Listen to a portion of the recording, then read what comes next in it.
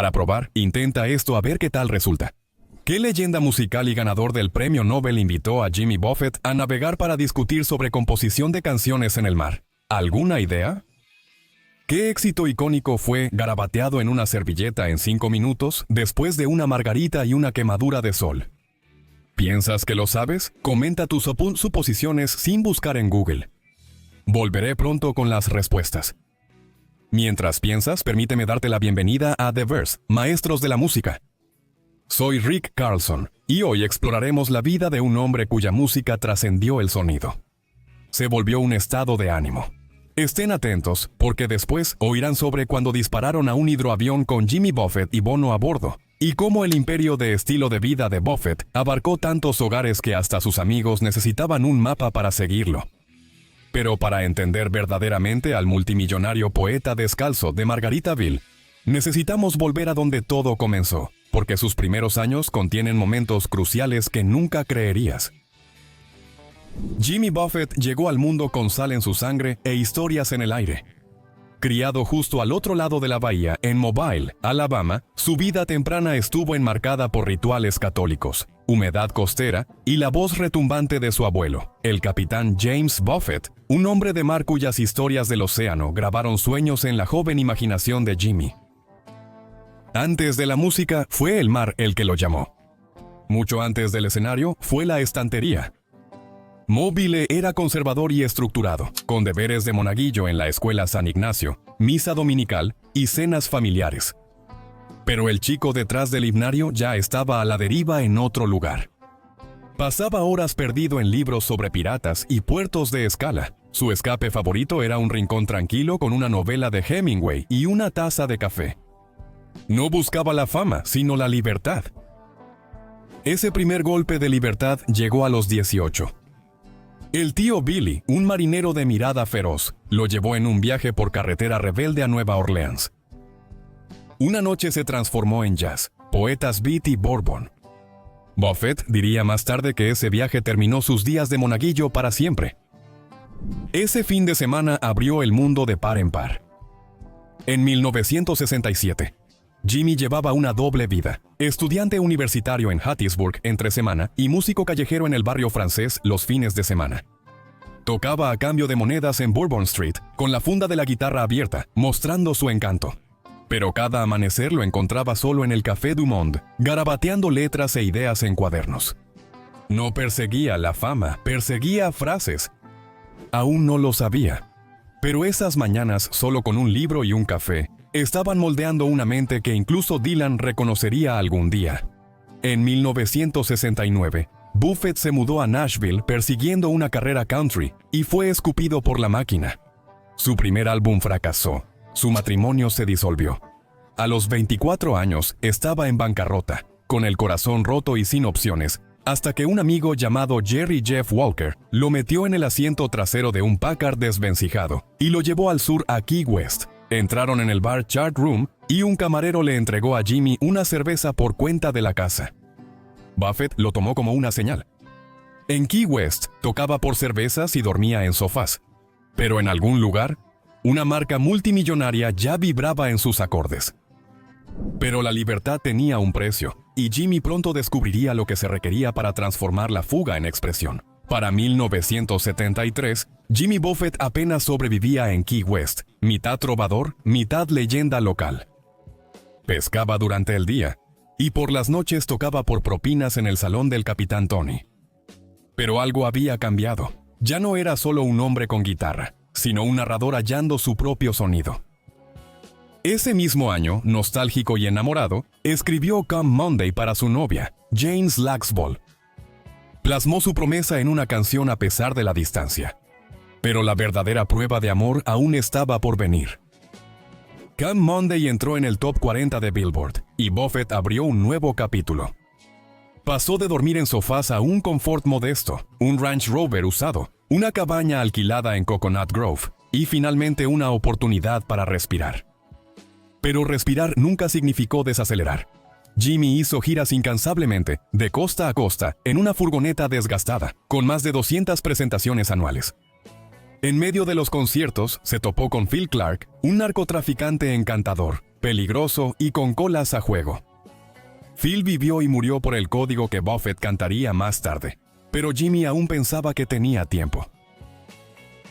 Luego llegó 1977. Comenzó con una resaca y una quemadura de sol, y terminó con el himno de una generación. Después de un almuerzo alcohólico en un lugar mexicano en Austin, Jimmy garabateó Margaritaville en una servilleta. 5 minutos, 3 acordes, una detonación cultural. La canción se disparó al número 1, 8 en las listas, pero lo más importante, le dio a Buffett una mitología. Los fans no solo escuchaban, se vestían, lanzaban tiburones inflables y llevaban pelotas de playa. Era más que un concierto. Era un carnaval y él era el sumo sacerdote. Ese mismo año, varado después de un duro viaje en barco en las Islas Vírgenes, Jimmy alucinó con una hamburguesa con queso. Hambriento, quemado por el sol y desesperado, fue entonces cuando le golpeó la fantasía de la hamburguesa con queso. Nació Cheeseburger in Paradise, mezclando supervivencia con sátira y profundizando aún más su personaje de poeta isleño. El mundo de Buffett creció materialmente. Una modesta casa en Key West, un velero de 33 pies llamado Euphoria, y mesas de catering tras bambalinas con sándwiches cubanos y cerveza Landshark antes de tener un logo. Espiritualmente, Jane seguía siendo su ancla. No era solo la chica de la canción, era la gravedad en una vida construida sobre la deriva. Pero el éxito no siempre viene con un mapa, y Jimmy estaba a punto de descubrir lo que significaba convertirse en la mascota de su propio mito. A mediados de los 80, Jimmy Buffett no solo montaba una ola, él era la marea misma. Margaritaville había explotado en algo más allá de las listas de éxitos. Esa cancioncita se convirtió en un mundo entero, y Jimmy debía vivir en él. Los conciertos se habían convertido en auténticas peregrinaciones a la playa. Los fans venían vestidos como loros, piratas, piñas, cualquier alter ego tropical que encajara. Ya no eran solo fans, eran ciudadanos de su mundo. Cabezas del oro, se autodenominaban, término acuñado en un show de Cincinnati en 1985, cuando Jimmy notó el mar de camisas hawaianas balanceándose como una iglesia quemada por el sol. Más que música, era un ritual. Tras bambalinas, el trovador descalzo se volvió un fantasma de la sala de juntas. Construyó el imperio Margaritaville desde la arena, incluyendo restaurantes, resorts, mercancía y su propia línea de tequila. A fines de los 90, Buffett ganaba $100 millones anuales. Ese tipo que vendía bebidas por propinas creció para volar descalzo a las salas de juntas y salir más rico de lo que sus jefes de etiqueta jamás imaginaron. Pero esa mitología conlleva ataques. Jimmy vendió libertad, pero ahora era su trabajo representarla. Cada show debía brindar escapismo y cada momento público, una vibra. Y cuando tu marca es no preocuparte, no hay espacio para desmoronarse. En 1994, un hidroavión Grumman que Buffett estaba volando se estrelló al despegar en Nantucket. Se alejó, pero el silencio que siguió habló volúmenes. En 1996, al volar a Jamaica, su avión fue disparado por las autoridades que lo confundieron con el de un narcotraficante. Bono estaba a bordo. Jimmy bromeó e hizo una canción al respecto. Convirtió los disparos en letras, pero el susto dejó huella a pesar de tomarlo con humor. Fue gracioso en los titulares, pero en la cabina cambió algo en él. Al regresar a casa, la presión afectó su vida personal. Jane había sido el ancla, pero hasta las anclas son arrastradas. Años de giras, tentaciones y distancia los desgastaron. Se separaron en silencio, una deriva más dolorosa que pública. Buffett había creado una fantasía y ahora debía cumplirla. Pero el hombre detrás del mito se desmoronaba, y cuando el artista del escape necesita escapar, la única salida es hacia adentro. Los años 2000 no frenaron a Jimmy Buffett, pero sí cambiaron su dirección. Aún llenaba estadios, seguía siendo el flautista bronceado de Hamelin del escapismo. Pero tras bambalinas, algo más sereno ocurría. El hombre que alguna vez dijo, "No quiero ser famoso, quiero ser libre", aprendía que la verdadera libertad a veces proviene de enfrentarte a ti mismo. Después de 2 accidentes casi mortales, uno en las aguas de Nantucket en 94, otro bajo fuego en Jamaica en 96, Buffett comenzó a hacer preguntas más difíciles. Llamó a un terapeuta. Comenzó a usar zapatos en el escenario. Ese accidente de avión. ¿Esa llamada a terapia? Eso fue Buffett descubriendo que hasta los piratas tienen límites. Esos accidentes no solo sacudieron sus alas, anclaron su alma. También comenzó a escribir más, y no solo canciones. En 1998, A Pirate Looks at 50 alcanzó el número 1 en la lista de los más vendidos del New York Times, convirtiendo a Jimmy en uno de los pocos artistas que encabezan tanto las listas de música como las literarias. Fue más que un hito, fue un cumplimiento. Se convirtió en lo que siempre anheló, un escritor que conmovía a la gente. En medio de todo, un milagro callado. Jane regresó. ¿Recuerdas a Jane, la chica de la canción de amor? Ella regresó y esta vez trajo paz consigo. Después de años separados, los dos se reconciliaron a principios de los 2000, se mudaron a una finca frente al mar en Sag Harbor y comenzaron a vivir más despacio. Buffett cambió los autobuses de gira por bicicletas, las noches tardías por cenas largas. ¿Recuerdas esa canción de amor que escribiste hace mucho tiempo?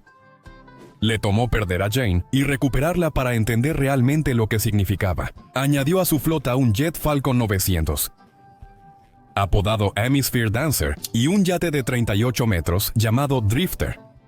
Pero el lujo no era el punto. Para Jimmy, estos eran salones de escritura flotantes, libertad en movimiento. Aún solía andar descalzo casi a diario, levantándose antes del alba con café, cuaderno y un libro, persiguiendo frases como lo hacía en el Café Dumont hacía décadas. Y en silencio, la marca continuó prosperando. Hoteles Margaritaville, alimentos congelados, incluso una aldea de retiro en Florida donde los fanáticos podían vivir la canción en tiempo real. Pero todo imperio, aun los tropicales, encara el mismo destino. Y Jimmy Buffett, artista de la evasión, empresario y poeta, empezaba a contemplar su último verso. Jimmy Buffett falleció en 2023 rodeado de su familia, sus historias y la brisa marina que parecía seguirlo a donde fuera. Falleció a los 76 años debido a un carcinoma de células de Merkel, un cáncer de piel poco común y agresivo. Ese hijo despreocupado en el que construyó un imperio, volvió por él al final. Pero para entonces ya había aceptado sus contradicciones. Buffett nunca negó la ironía, incluso bromeaba al respecto. Ese era su estilo, reír en la tormenta, brindar a pesar de todo. En sus últimos años pasó más tiempo en su velero Drifter, dividiendo los días entre Sag Harbor, Palm Beach y las Bahamas. Aún madrugaba, café, libro, cuaderno. Los rituales y el vagar permanecieron inalterables. Simplemente encontró nuevas formas de echar el ancla. La marca que construyó, ahora valorada en más de $1,000 millones, trascendió los bares tiki. Margaritaville se transformó en un símbolo, una actitud y un multiverso. Lo escribió en 5 minutos y continuó cantándolo por 50 años. ¿Y Cheeseburger in Paradise? Esa fantasía se transformó en un estilo de vida, una cadena de restaurantes y un himno, probando que a veces la felicidad nace del hambre. En su última entrevista, Buffett compartió que había estado trabajando con su hija Savannah en un proyecto de cine, no sobre música, sino sobre historias. Su vida, amigos y el mar. Al final, las historias eran lo esencial, y se aseguró de que las recordáramos, y tal vez la historia más importante completó el ciclo. Ese chico lee a Hemingway en una acera del barrio francés. 4 décadas más tarde, navegaba con Bob Dylan, 2 escritores compartiendo relatos en el océano. Cuando la música se detuvo, no se fueron a casa, lo llevaron adelante. Los Parrotheads lo brindaron en camisas hawaianas desde Key West hasta California. Los estadios reproducían A Pirate Looks at 40 al atardecer. En algún sitio, una hamburguesa con queso chisporroteaba junto a una bebida congelada, y alguien sonreía, solo porque sí.